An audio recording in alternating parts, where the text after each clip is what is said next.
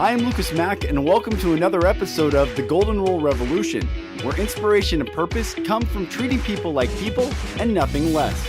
Today, I have an incredible guest, Evan Thomsen from E. Rochefoucauld, who is a philosopher, humanitarian, and podcaster.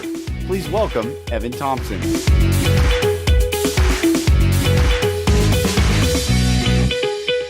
Evan, I really appreciate you joining the Golden Rule Revolution today. How are you? I'm great, and I really appreciate the invitation. So tell me, how did you first get started in your podcast and your whole method of communication? Well, that's definitely an interesting story. It started pretty clearly in a way, largely through a lot of encouragement from my wife and a few friends of mine that kept encouraging me that I needed to speak and I needed to speak publicly. So I spent a lot of time developing the work that I wanted to do, but it was largely in response to a combination of a decline, I guess, in effective political discourse within American politics, matched with what I felt was, I guess, a growing divide between academic elitism without utility, and then while at the same time, a rejection of academia from other parts of the country. So again, just increasing divisions along political, intellectual lines, I suppose, cultural lines. And I've been a type of person who's found myself in the middle everywhere, kind of like a constant, maybe fish out of water. But I guess maybe a better analogy would be if I'm in a room full of conservatives, they all think I'm a complete liberal. If I'm in a room full of liberals, they all think I'm a conservative, something like that. And I guess that would be because I'm born and raised in the Midwest from Iowa. But I was very much interested in academia, ideas, while at the same time I grew up in a military household, an athletic household. So I was raised in that environment as well, and I very much enjoyed that stuff. I didn't rebel against it. I myself joined the Army while going to school. And so I pursued multiple routes at the same time, and I found value and utility in all of them. Not simply saying, here's one tool and that's all I'm going to use. It's like, no, there's this broad set of tools because we have a divergent and complex and constantly differentiating world. And so, well, that's kind of the example of who I am and what I was responding to. And I guess the E. Rochefoucauld idea, again, that's taken from the philosopher Francois de la Rochefoucauld, a French philosopher. And I think you'll see what I'm doing if you were to look at his philosophies. But there was two main things that he did in France. One, and this is from the 17th century, one, he was responding to a modern, progressing environment that was becoming more advanced and more busy. And so he had to contain and evolve his philosophy to fit the times, because the times, they were changing and changing fast in 17th century France. So his philosophy was fit to the environment. So it was quick, it was pithy, it was within the salons, it was spoken, or it was written in short sentences. And I'm like, well, that sounds like Twitter, and that sounds like YouTube, and that sounds like a podcast for today, or that would be the example. But then the other thing is he was tired of the long, droning, overly technical, non-human-centered philosophies from people 100 years before him that everybody was reading in the day. And he thought they lacked utility in the modern era. So I feel like I'm trying to revive that spirit. So there's, I suppose, an effective enough introduction. That's beautiful. So from your perspective, Evan, what is most needed right now in our social discourse, specifically in the United States? An honest effort at balance. And not and I mean that. I mean emphasis on honest. So I think there's a lot of false narratives around seeking some type of balance or dialogue, right? It's almost it's almost cheesy, right? We need to reach across the aisle. It's and that's part of the problem. It's because these phrases have been so overused, so just drug through the mud in a way, where no real feeling of change has occurred. While at the same time, beneath that has been some of the ugliest political and social fractioning that has been occurring over the last few years. At the same time, that's been happening. And so arguing superficially for let's just get along and let's have everything be fine, it's almost not only dishonest, but just fundamentally lacks the ability to recognize what anybody anywhere is saying. And so this is kind of an idea I'm borrowing from from a modern philosopher, Slavoj Žižek, where he says sometimes the only way to reform the good things within the orthodoxy is through radical heresy. and I quite like that idea. Right now, it feels like we're in radical heresy. We're treating one another so poorly, where it Yes. honestly feels like that there needs to be a test for you to walk into a restaurant or read a newspaper on what your political affiliation is, or Yes. and that fundamentally gets down to the most basic roots of how we treat one another, how we treat the neighbor, for example. It's the denial of that as a basic premise of how a society ought to first function. I'm not saying civility in name and name alone. I'm saying effective discourse that fundamentally recognizes that we have to work together in a society as its first principle. And I think that will happen when when all of us truly start loving people for the sake that they are people. I spoke with a client at Microsoft last year, and I was telling her about this leadership training I went through and just the power of unconditional love and having that and experiencing freedom. And I said, this world just needs more people to love people. And she was listening to me. We're having a nice conversation, and out of nowhere she said, yeah, except for Donald Trump. And I Ha! literally could not believe Perfect. I was talking about loving all people and not putting labels on people, and here she throws out Donald Trump. And I looked at her in the eye and I said, you know what?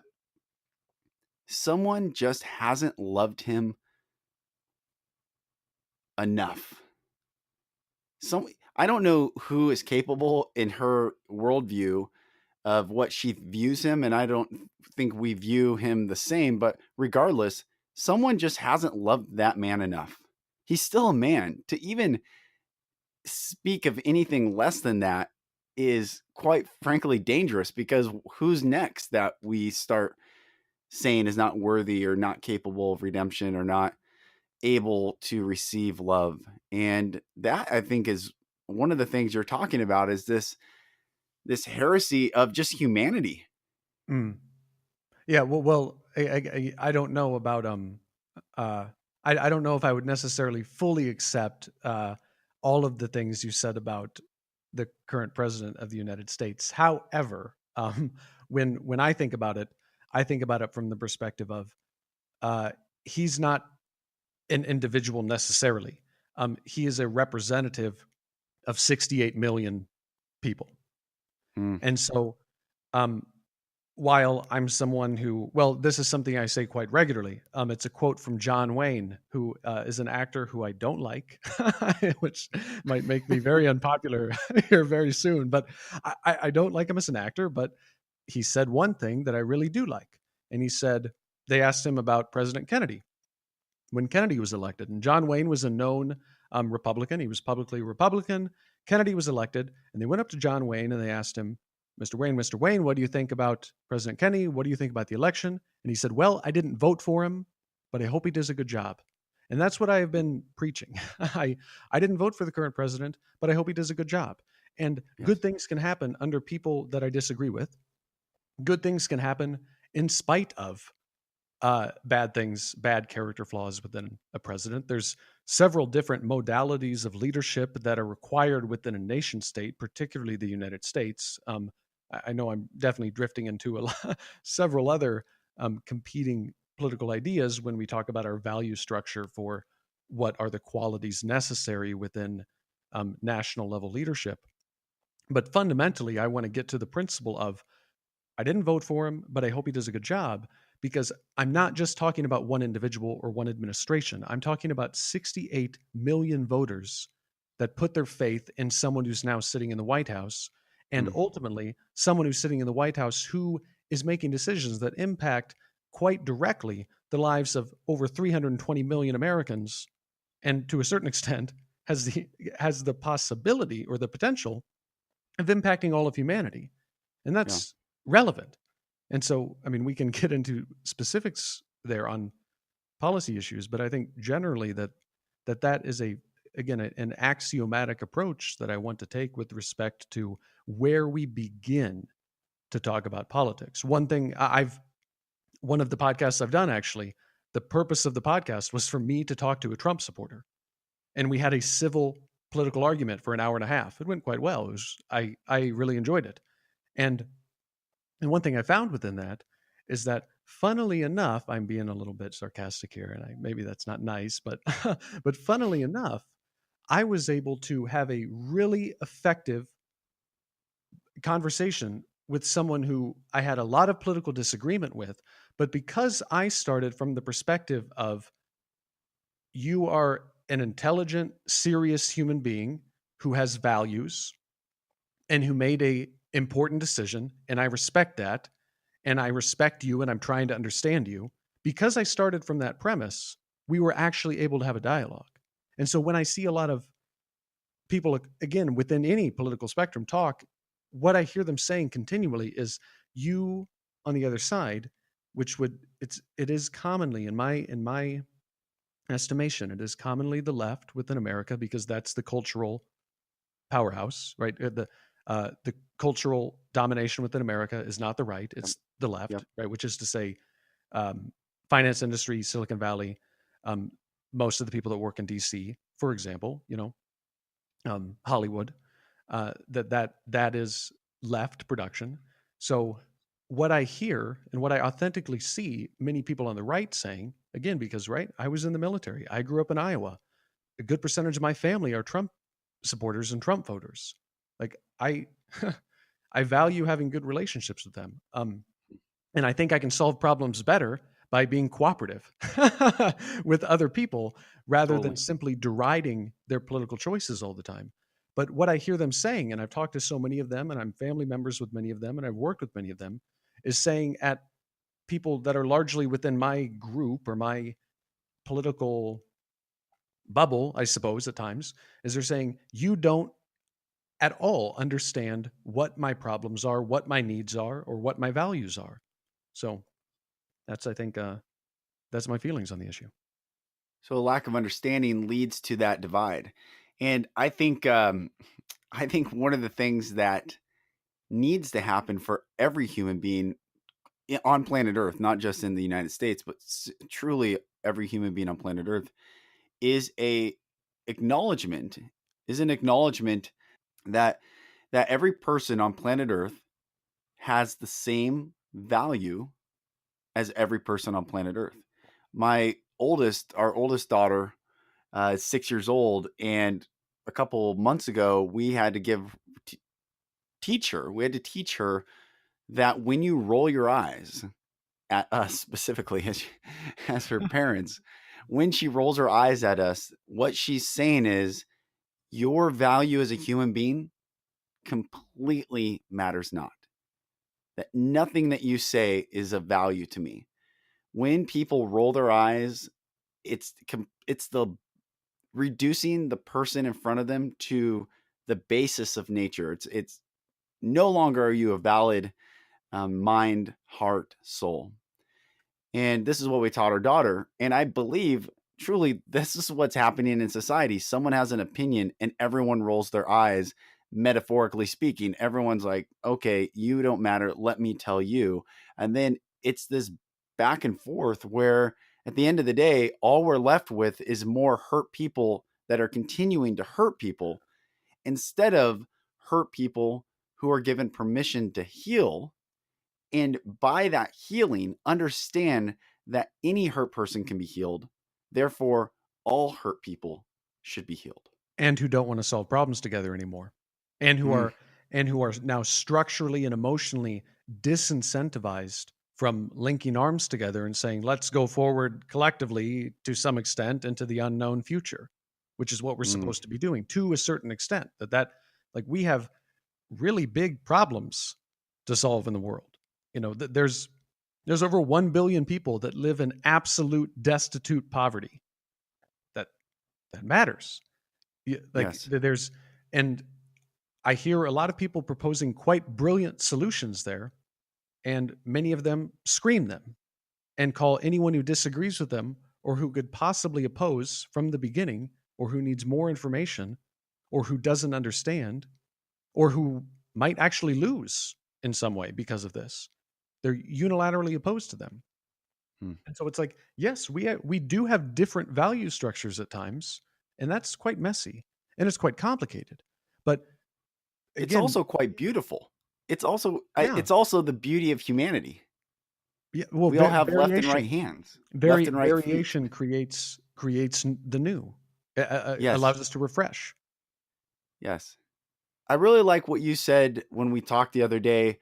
Um, Explain what you said regarding liberals and conservatives Uh, and what they say and why they're both needed. yeah. So this is something I've been trying. I don't know if I've been able to argue very effectively. I don't know, but I've tried to make this case a few times, and hopefully it's coherent and it makes sense, or at least this is my honest thinking. I suppose it's my best thinking. But when I look at liberalism and conservatism, I see this huge storehouse of really good ideas on both sides, equally valuable, equally important, equally necessary to society in the long run. Um, with From moment to moment, there's variation and variability, generally on the principle of, okay, what are we missing? What's quite, how do we? Again, I look at the world as like, again, we're like on a ship and it's kind of rocking back and forth, and we need to kind of keep it steady and balanced. It's something like that, and it's liberalism and conservatism, politically speaking, within their political philosophy, that keeps that ship balanced, and it needs to be. And so there's many ways to put this. We can put this on the institutional level. How many liberals and conservatives do you need in an organization? How many do you need in a state? How many do you need in a country? And so on and so forth. And it's generally balanced. And the reason why is because liberalism fundamentally is chaos, and conservatism fundamentally is order. Liberalism fundamentally within its archetype is the new, is future, is where we can go and what is possible. And conservatism fundamentally within its archetype is the old, is the tradition, is where we have been and how things are. And I'm not going to get into a debate about which of those is more important from the Hmm. perspective of value or from some truth statement. Now, there may be instances, and this is something I do all the time. This is actually kind of a military leadership philosophy that I believe I've adopted, is that the fundamental tenet of leadership at the military is know your operational environment and respond to it. And so that's to say, what I've been trained to do is go into a room, what's missing? Okay, I'm going to advocate for what's missing. That's fundamentally what I do, which is why I end up, if I'm in a room full of liberals, I'm a conservative. If I'm in a room full of conservatives, I become a liberal, because they're both really, really, really good ideas. Because we need to know where we're going and what's possible and how we could get there. And we need to know where we've been and how things are and what the current reality on the ground is. These are both of equal merit. There was an analogy I used the other day that somebody, I was speaking with them, and this resonated with them. And it was, if it weren't for liberals, we would have never imagined life outside the cave. And if it weren't for conservatives, we would have never been able to build a sustainable life outside the cave for longer than a week. And so, Hmm. those are, which of those is more important? They're both equally important. Now, for some people, I guess I'm this weird middle ground person, or perhaps maybe you've heard this idea before, but oftentimes the reality presents itself to you as black and white, and you have to find a way to be gray within that reality, to That's steal, right. to steal your own terminology. Yes, that's good. Um, but obviously, some people, where do they fall? So, what is a conservative and what is a liberal? It's not. one are bad guys that want to oppress this group of people, and others are people that are terrible and have no sense of reality. No, that's not what's going on Right. here. Is that these are personality traits. They're also kind of based within skills, Right. competencies. Um, we now kind of get into economics here a little bit too, but it's like, no, these are real people with real principles that have value and utility. And so then it's a question of how do we go about talking about these principles, teaching them, manifesting them positively in society. And it's like, let's uplift the great parts of them and condemn or suppress or guard against the negative elements of them. The negative element of liberalism is completely being like absolutely detached from fact. Just like Mm. totally, again, nothing is nothing. There is no truth. There is no reality. The Mm. quality doesn't exist. And we see this. We see that there are some people on the very far left that seem to reject the idea of truth. For example, Mm. reject the idea of talent, of goodness, of ability, or something like that. And then at the same time, what are the risks and dangers of conservatism? The complete inability to change, the complete Mm. inability to loosen up, the complete inability to imagine something different, or to allow a structure to evolve or to grow or to adapt. And so again, these are both there's great things about them and terrible things about them. And That's right. another great example would be if liberals were in charge, all the buildings would fall apart because nobody would be operating them. And if conservatives were in charge, nothing would ever change, adapt, or evolve, and the world would eventually swallow it up and decay. So again, like they complement each other. They're extremely Yes. effective. And so it's like if you're a strongly conservative person, you need to go like link arm in arms with the liberal and start a business with them. You're going to work great. One of you is going to come up with these great new ideas, and one of you is going to be able to like put them into practice or be really Mm. diligent with them, just as an example. Whereas right now, we're getting into these bubbles and camps where only conservatives hang out and they run these businesses really well for a long time, but they never adapt. And then only liberals hang out and they innovate, but it's just an app and there's no staying power and it doesn't benefit people over the long term because nobody figures Mm. out how to make it scalable for all society. It's like, well, that is a terrible outcome and it's been manifest because we cannot allow seemingly the political idea that I'm talking about because we're not allowed to talk about, hey, good things about liberals, good things about conservatives. It's everybody is either Trump or hashtag resistance. Yeah. Yeah. That's that is what this podcast specifically is what I'm setting out to eliminate. I've told you this on the phone, but one of my best friends is a rabbi here in Seattle, and he asked me one time. He said, "Have you ever seen a bird fly with one wing?" I've never been asked that question. I sat there and thought, "Oh, that's fascinating." No, I have not. He said, "Exactly. It takes both wings to create tension, and that tension creates the lift. Both are necessary." And it's we are living in the society which says or, and it's truly and. It's not either or, it's and. It's both. It's we need both. I need my head, I also need my heart. I need my arms, I also need my legs.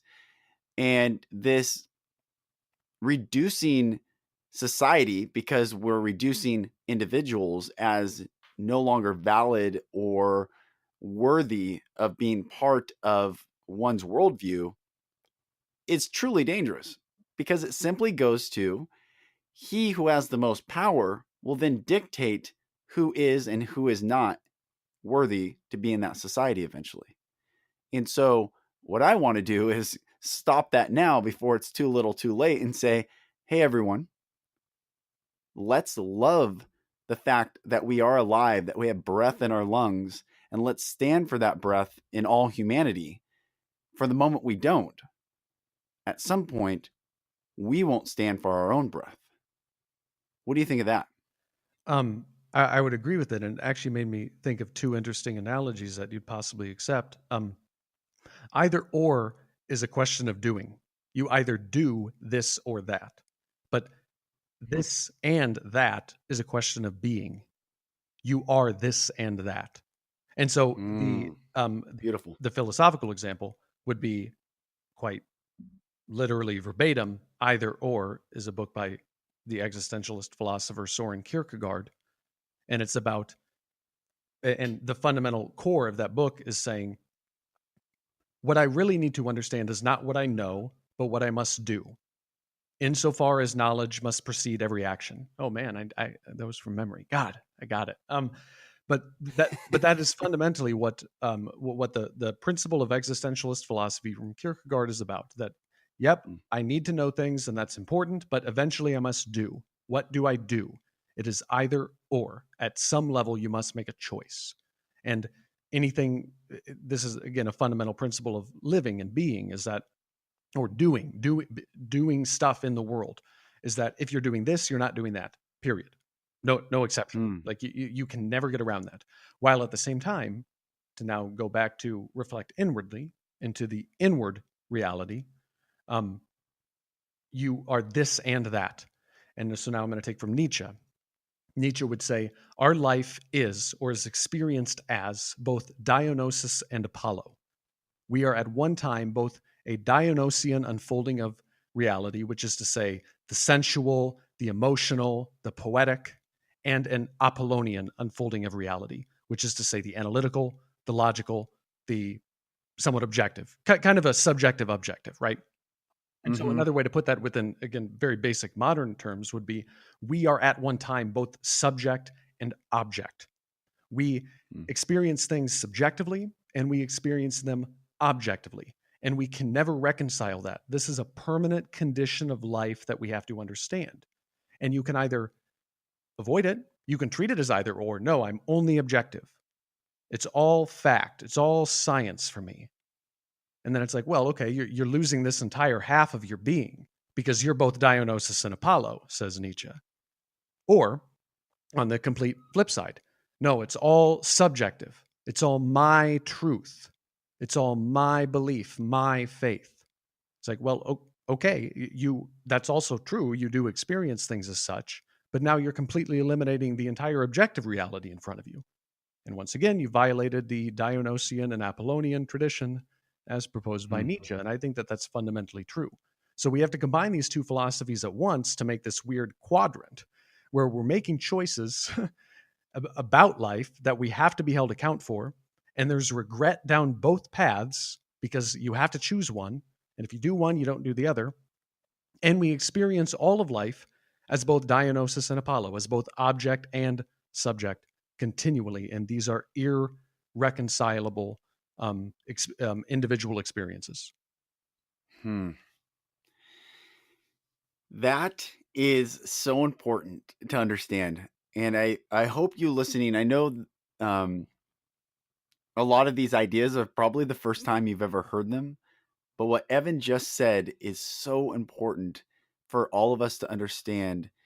And an example that I've read to explain in a different way what Evan just said is the concept of justice. We could look at justice as an objective truth and say, wherever you are in the world, we must see what justice looks like and apply ourselves to the ultimate justice. There's another philosophy that says, no, how justice is applied between two people is dependent upon those two people. And there was a philosophical debate on universal truth versus subjective truth. And the split happened. But truly, if we kept both in context of there is an objective justice and I must be aware of one before I apply the subjective justice upon another, when both of those are kept in check, I truly think we don't go around as vigilantes and start doing our own thing. And I think I talk about this quite often is when Moses came down from Mount Sinai with the 10 Commandments in stone, it wasn't mind-blowing to hear the concept of don't kill another person or honor your parents, don't steal, don't envy, don't do these things. Those weren't mind-blowing concepts. Everyone accepted that. What was radical is the concept of thou, using the old English, but thou shalt not kill. The law establishes order, and thou, as an individual, are not the universal arbitrator of all things humanity. And it kept in check a universal and the subjective personal. What do you think of that? I think I'm going to have to think about that for actually 1 second. I mean, for instance, one of my best friends is a medically retired Navy SEAL. He was a Navy SEAL for 10 years, and we talked about this. He said, the Bible says don't kill. I said, no, what the Bible says is thou shalt not kill. You as an individual are not an arbitrator, but you didn't start the war. You didn't go in, and you're not an assassin. You're not a murderer, a mass murderer. You are a essentially warrior within the confines of a greater army that goes and has a mission. So there's a universal above you. If you just went out and started killing people, yeah, that's wrong. And he thought about that. I mean, there is a difference between thou I understand. and when you said it in that way, actually, it made the emphasis on the thou. That's what I wasn't taking that at first, but that's actually quite interesting, and that is a clever wordplay in the evolution of legal theory.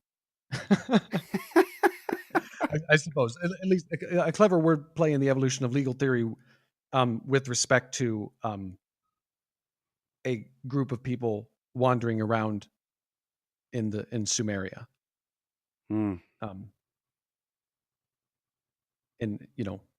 several hundreds BC. It's fascinating, I think, and I guess bringing it back to what you were saying, it's the duality is so important. We need both, and that both keeps us in check. It keeps us civil. It keeps us humble. I'm gonna really bring in some modern culture into this conversation. Go for it. But the past 5 nights, I have watched a Rocky movie. Rocky 1, 2, 3, 4, 5. Okay. Past 5 nights in a row. Rocky 1, which won an Academy Award for Best Picture, there's a scene I started crying, and I've watched that movie hundreds of times. Hundreds. I've watched that movie so much I can close my eyes and I can mouth the lines. I mean, I love the Rocky series. But the scene that really got me was from Rocky 1, when Rocky gets the opportunity to fight Apollo Creed. He's chosen, and Rocky, before he was chosen, he lost his locker. Mick wouldn't help him. He's trying to get Mick to acknowledge him and give him some support and coach him. And Mick calls him a bum. Rocky gets hurt. He goes home. And a few scenes later, Mick arrives to Rocky's apartment and tells Rocky that he wants to coach him, that he wants to help him, that he can't do it alone. And Rocky gets incredibly offended and hurt. Those hurt feelings came out, and he became angry at Mick. Where were you 10 years ago? You never gave me a chance. I came to you. You never helped. And Mick said, you're right. He mumbled some words that only that actor could do, but he acknowledged, you're right. I messed up. I still want to help you. And Rocky got angry. Basically told him to get out of here. You don't like this place. It stinks. You've never been here before. That's right. It stinks. So Mick leaves. He walks down the stairs and he walks down the street. And there's this scene where Rocky continues to yell and he's angry. And then he has this moment that he humbles himself. He completely detaches from his personal hurt, sees the greater picture, humbles himself in light of that greater picture, goes down the stairs, runs down the street and goes and hugs Mick and asks Mick to train him. And that, to me, is one of the most beautiful pictures of what is needed in humanity.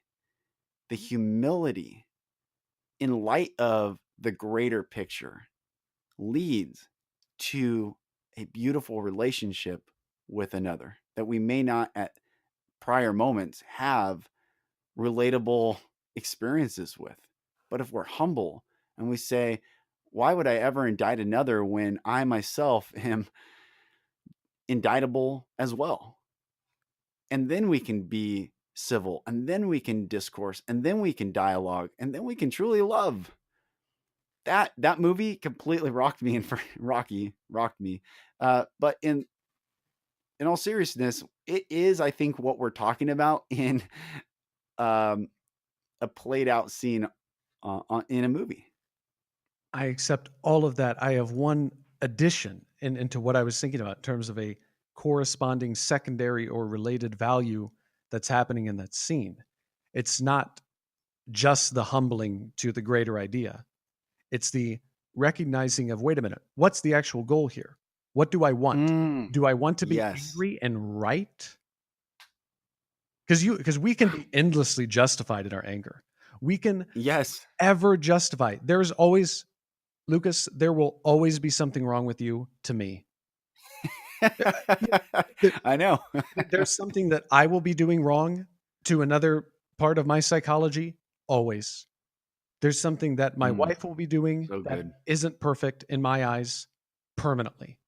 What is my goal? Is my goal to be internally justifying anger continually?